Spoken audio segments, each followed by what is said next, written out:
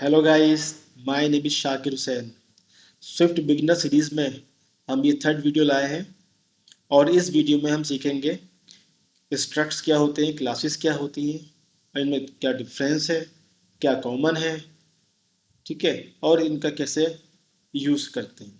ठीक है, पहला हम देखते हैं स्ट्रक्ट में और क्लासेस में क्या कॉमन चीज़ें होती हैं। कॉमन चीज़ क्या होती है? ऑप्शनल और मैंडेटरी प्रॉपर्टीज क्रिएट कर सकते हैं दोनों में, स्टोर प्रॉपर्टी क्रिएट कर सकते हैं, कंप्यूटेड प्रॉपर्टी क्रिएट कर सकते हैं। दोनों में ही हम इंस्टेंस फंक्शन और क्लास फंक्शन बना सकते हैं। दोनों में ही हम प्रोटोकॉल इम्प्लीमेंट कर सकते हैं, सबस्क्रिप्ट इम्प्लीमेंट कर सकते हैं, बना सकते हैं। ठीक है, अब कौन सी ऐसी चीज़ है जो स्ट्रक्ट के पास होती है और क्लास के पास नहीं होती? स्ट्रक्ट जो होते हैं हमारे वैल्यू टाइप होते हैं। ठीक है, struct automatic member wise initialiser provide करते हैं। ठीक है, क्लास के पास क्या होता है और जो स्ट्रक्ट के पास नहीं होता है? क्लास इनहेरिटेंस को इनहेरिटेंस करती है, किसी भी क्लास से एग्जिस्टिंग क्लास से इनहेरिट करती है, अपनी पेरेंट क्लास की प्रॉपर्टीज को इनहेरिट करके एक ड्राइव क्लास बना सकती है, चाइल्ड क्लास बना सकती है।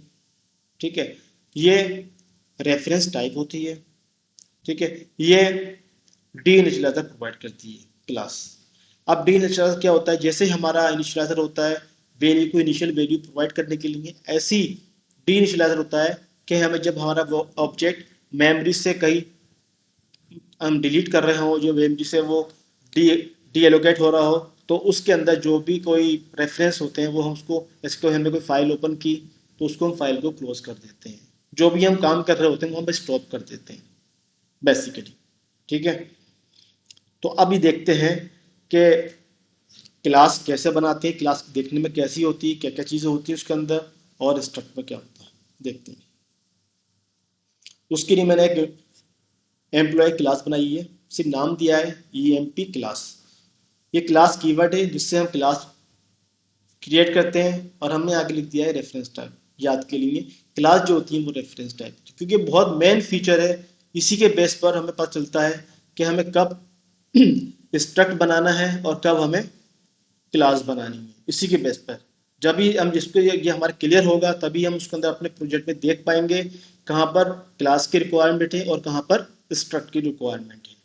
ठीक है, क्लास बनाना तो पहले प्रीवियस सेक्शन में सीख चुके हैं, क्योंकि हमने सारी चीज़ क्लास से ही यूज़ करी थी, तो वो पहली वाली क्लास ही पूरी बनाई हमने इसके अंदर।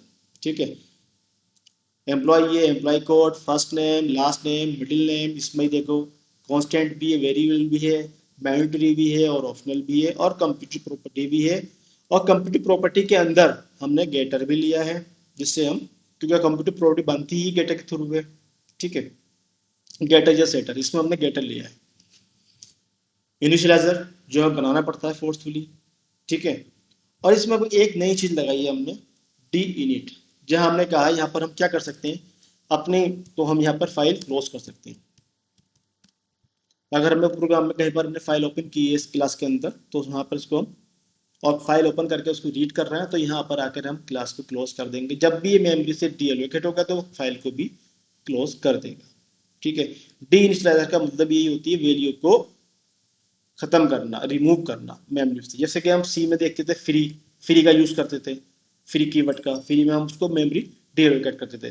ठीक है, ऐसे ही इसमें डीलीट करती हैं। इसको दूसरी लैंग्वेज में डिस्ट्रक्टर भी बोलते हैं।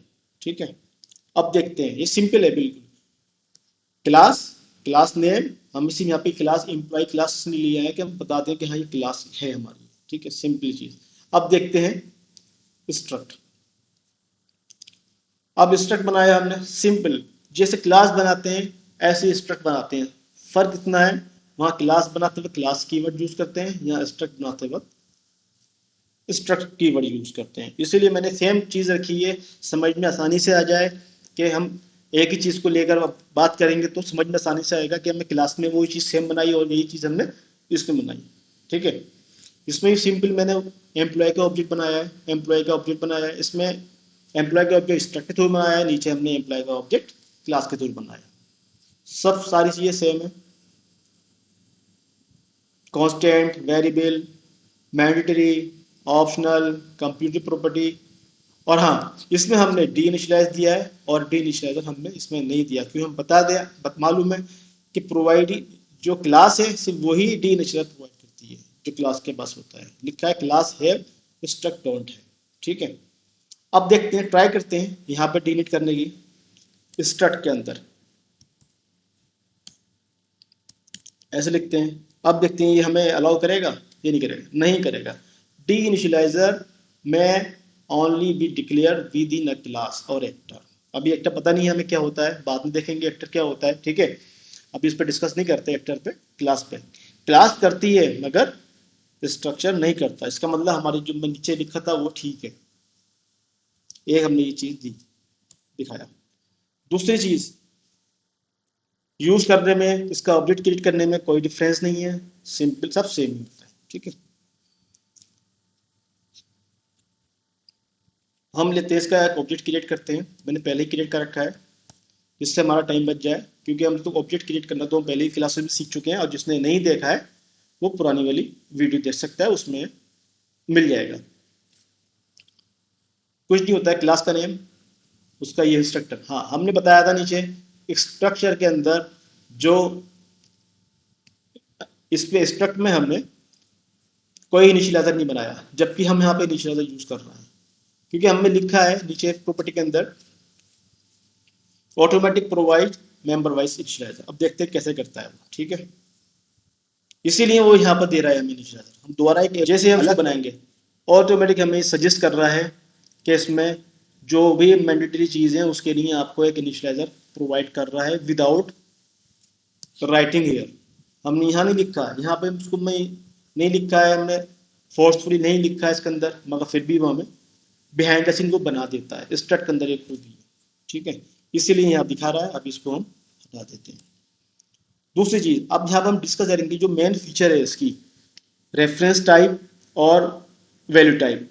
रेफरेंस टाइप और वैल्यू टाइप में डिफरेंस कैसे पता चलेगा कि जो स्ट्रक्ट होते हैं वो वैल्यू टाइप पे काम करते हैं और क्लासेस जो होती हैं वो रेफरेंस टाइप पर काम करती हैं। उसके लिए हमने सिंपली एक एग्जांपल बनाया है, ये हम उसको यूज करते हैं।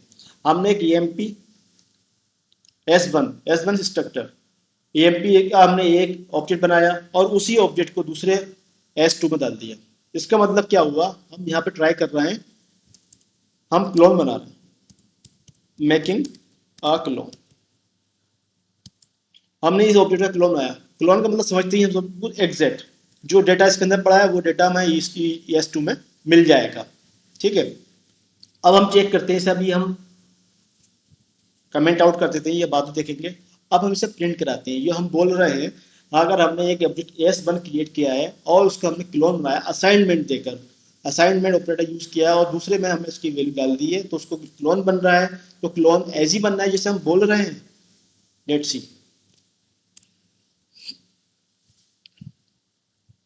परफेक्ट। हमने वैल्यू असाइन करी है S1 के अंदर और उसका हमने क्लोन बनाया S2, और मैं S2 भी प्रिंट किया है। यहाँ पर देखो, ये S2 प्रिंट किया है, यहाँ पर S1 का फर्स्ट नेम प्रिंट किया है, यहाँ S2 का फर्स्ट नेम प्रिंट किया है, और दोनों का ही फर्स्ट नेम में F आ रहा है और दोनों का F प्रिंट कर रहा है। इसका मतलब ये क्लोन सही बन रहा है, ठीक है। अब देखते हैं ये, यहाँ पर क्या होता है, स्ट्रक्ट में जब भी हम कोई असाइनमेंट ऑपरेटर लगाते हैं इस तरह से, एक ऑब्जेक्ट को, सेम ऑब्जेक्ट को दूसरे ऑब्जेक्ट के अंदर बनाते हैं, क्योंकि हमने ये ऑब्जेक्ट किस टाइप का, स्ट्रक्ट टाइप का है, एम्प्लॉय स्ट्रक्ट है, तो ये ऑटोमेटिक ये स्ट्रक्ट टाइप का ऑब्जेक्ट बन जाएगा। क्योंकि पहले बता चुके हैं, अगर हम उसका टाइप डिफाइन नहीं करते हैं तो वैल्यू के अकॉर्डिंग उसका टाइप सेट कर देता है, ये हम प्रीवियस वीडियो में बता चुके हैं, ठीक है। तो ये भी स्ट्रक्ट टाइप का ही हो गया, एम्प्लॉय स्ट्रक्ट टाइप का हो गया। अब ये क्लोन तो बन गए। अब जब भी हम असाइनमेंट करते हैं इसके अंदर, तो ये असाइनमेंट क्या करता है, ये कहता है इस S1 के ऑब्जेक्ट की जो डेटा होता है उसको कॉपी करता है मेमोरी में किसी और लोकेशन पर, और उसकी लोकेशन इसे प्रोवाइड कर देता है। इसका मतलब हुआ हमारे पास सेम डेटा दो जगह रखा है मेमोरी के अंदर, और दोनों का, एक का सपोज करते हैं एक का मेमोरी एड्रेस 100 है और दूसरे का मेमोरी एड्रेस 101 है। इसके बाद 100 पहले वाले का, उसका 101 है, तो इसका मतलब मेमोरी लोकेशन अलग है। डेटा तो सेम कॉपी हो गया, मेमोरी लोकेशन में अलग मिलता है। इसका मतलब ये हुआ, अगर हम किसी भी ऑब्जेक्ट के अंदर कोई भी मॉडिफिकेशन करते हैं तो दूसरे ऑब्जेक्ट के अंदर मॉडिफिकेशन नहीं होगा, क्योंकि दोनों का मेमोरी लोकेशन अलग अलग है, डेटा तो सेम कॉपी हुआ, क्लोन बना है, ठीक है, यही देखते हैं। हम इसके अंदर S1 के अंदर चेंज करते हैं। हमने कहा एफ नेम जो फर्स्ट नेम है वो चेंज कर दिया हमने, ठीक है। अब देखते हैं अगर ये वैल्यू टाइप पे काम करता है तो दूसरे ऑब्जेक्ट में इम्पैक्ट नहीं होगा, अगर ये रेफरेंस टाइप पे काम करता है तो दोनों चेंज हो जाएंगे, ठीक है। Let's see.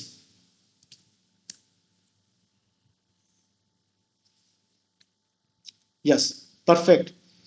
हमने S1 में चेंज किया है तो S1 में ही चेंज हुआ, S2 में चेंज नहीं हुआ। इसका मतलब हम सही बोल रहे हैं। जो स्ट्रक्ट जो काम करते हैं वो वेरी टाइप पे काम करते हैं। जब भी हम असाइनमेंट करते हैं तो उसके मेमोरी पूरा डेटा दूसरी कॉपी हो जाता है किसी दूसरी मेमोरी लोकेशन पर, और वो दूसरा मेमोरी लोकेशन S2 को असाइन कर देता है, करेक्ट। अब देखते हैं क्लास का। क्लास का मैं बना रखा है मैंने ये भी पूरा। इसे हम अनकमेंट करते हैं और इससे पहले अभी हम हटा देते हैं। MP C1 क्लास सी बता रहा है class. MP C1 MP C2 ये हम देख चुके हैं कैसे बनाते हैं। नीचे लिखा हुआ है हमारा, हमने यह बनाया है सिंपली, ठीक है। इसके अंदर हमने ये वैल्यू दे दी कुछ, अब उसका फिर दोबारा क्लोन कर रहा है, मेकिंग अ क्लोन। अब मेकिंग क्लोन का मतलब ये वो सेम डेटा इस ऑब्जेक्ट में मिलना चाहिए हमें। हाँ, अब क्या करता है, क्लास रेफरेंस पे काम करता है, तो इसका मतलब क्या होता है, वो डेटा दूसरी लोकेशन पे कॉपी नहीं करता है। जो C1 का रेफरेंस है मेमोरी लोकेशन, सपोज करते हैं 200 है तो वो 200 इसे दे देगा। इसका मतलब हुआ ये भी C2 भी 200 मेमोरी लोकेशन को पॉइंट कर रहा है और C1 भी 200 मेमोरी लोकेशन को पॉइंट कर रहा है, ठीक है। अब हम देखते हैं प्रिंट करके पहले क्लोन बना है या नहीं बना। सबसे पहले परफेक्ट, क्लोन बन चुका है हमारे पास। C1 में भी FN आ रहा है और C2 में भी FN आ रहा है, जबकि हमने असाइनमेंट जो वैल्यू असाइन करी वो C1 में की है। C1 का बनाया था हमने, उसका क्लोन बनाया C2, तो ये परफेक्ट काम कर रहा है, दोनों में क्लोन बन रहा है, ठीक है। अब देखते हैं हम इसमें ये क्या करता है। अगर हम C1 के फर्स्ट नेम को चेंज करते हैं, FN को चेंज करते हैं तो क्या होता है, लेट्स सी। परफेक्ट, दोनों में ही चेंज हो गए। इसका मतलब हम जो बोल रहे थे, C1 के पास 200 मेमोरी लोकेशन है, जब उसका हमने असाइनमेंट किया क्लोन बनाने के लिए तो उसने वो 200 मेमोरी लोकेशन C2 को भी दे दिया। इसके मतलब ये कह सकते हैं कि एक चीज के दो मालिक बन गए, दो ओनर बन गए। अब वो चाहे वो एक ओनर का मतलब क्या है, जब अब दोनों के ऊपर हमें अथॉरिटी अथोराइज, दोनों अथोराइज है। एक चेंज करेगा तो दूसरे के लिए भी चेंज होगा, दूसरा चेंज करेगा तो दूसरे के लिए भी चेंज होगा। ये है वैल्यू रेफरेंस टाइप का कंसेप्ट, ठीक है। इसी के बेस पर हम डिसाइड करते हैं, हम बताएंगे वो आगे क्लासेस में, कि इसके बेस पर हमें क्या होता है, हमें कहाँ रेफरेंस टाइप के ऑब्जेक्ट की जरूरत पड़ती है, किस सिनेरियो में, और किस सिनेरियो में हमें। अभी जान लीजिए, जो हम डेटा मॉडल बनाते हैं, सिंपली डेटा मॉडल बनाते हैं, अभी तक जो बनाया हमने क्लास में बनाया, मगर जो हम अब आगे बनाएंगे जो यूज करते हैं प्रोग्राम में, वो डेटा मॉडल मोस्टली क्या होता है, स्ट्रक्ट होता है, ठीक है।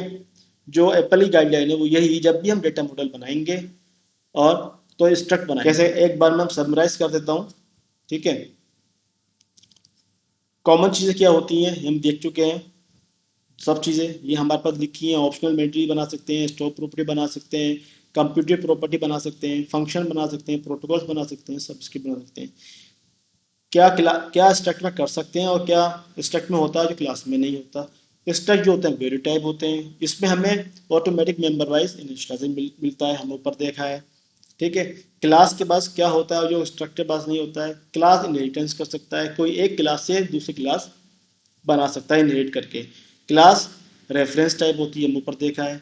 क्लास प्रोवाइड करता है हमें डी इनिशियलाइजर, जहाँ पे हम अपने अपनी मेमोरीज को डी एलोकेट कर सकते हैं, ठीक है। जैसे हमने कोई फाइल ओपन करी और फिर उसे हम चाहते हैं जब भी हमारा ऑब्जेक्ट मेमोरी से खत्म हो रहा हो तो ये फाइल को भी क्लोज कर दें, जिससे हम ऊपर देखा है। आई होप ये वीडियो समझ में आई होगी, और इसे लाइक सब्सक्राइब जरूर करें और कमेंट बॉक्स पर अपना कमेंट जरूर दें, और फिर हम आपके साथ दूसरी वीडियो के साथ आपके सामने आएंगे। तब तक के लिए अलविदा।